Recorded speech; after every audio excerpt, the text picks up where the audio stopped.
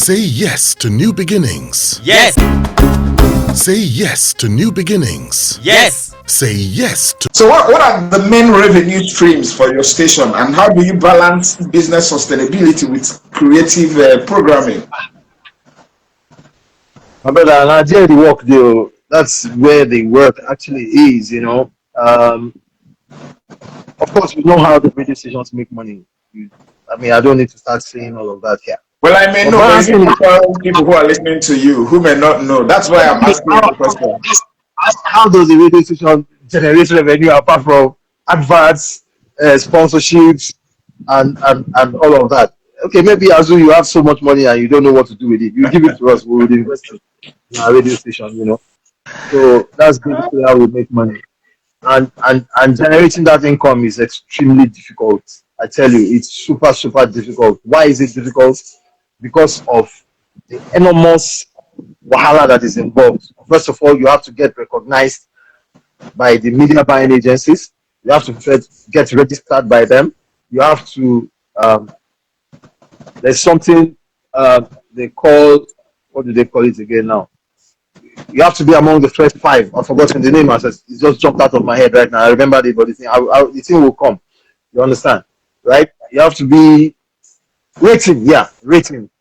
You have to be, tops on the rating before you can get stuff. Before you can start getting adverts, and it's only from adverts that you get revenue. You understand? You can get revenue also through sponsorship. If you have a political godfather that you know, you know what I mean. So all of that. All right. Now, how do you recruit, train, and retain on-air personalities as well as behind-the-scene talents? Yeah, you see that recruitment thing. What me from even my experiential business, I never poach. I don't ever poach. But a lot of radio stations, it's their attachment. What they do is that they just see a talent in a radio station and they go after the talent. If, for instance, you are paying the person 20 naira, they will add 2 naira to the 20 naira, and 90% of the time, a lot of our guys they don't weigh it.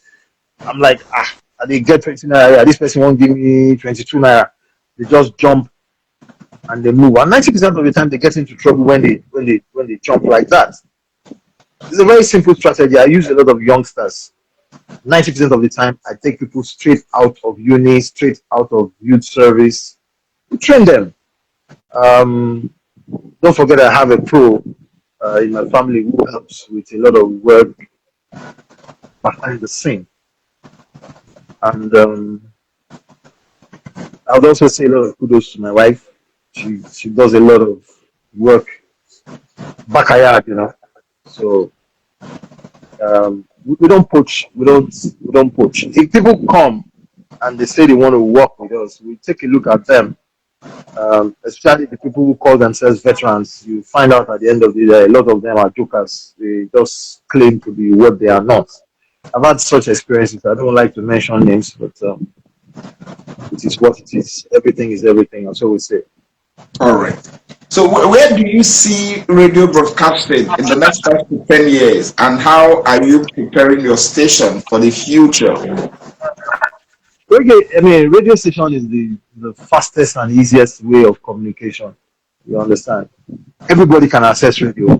Everybody. You see all those aboki, they don't joke with their radio. The radio they carry around BBC Hausa. That tells you the strength and power of radio. Everywhere you are, no matter how poor, how local, how bush you are, wherever you are at, you are able to access the radio. So radio is the strength, is the fastest, easiest medium of communication.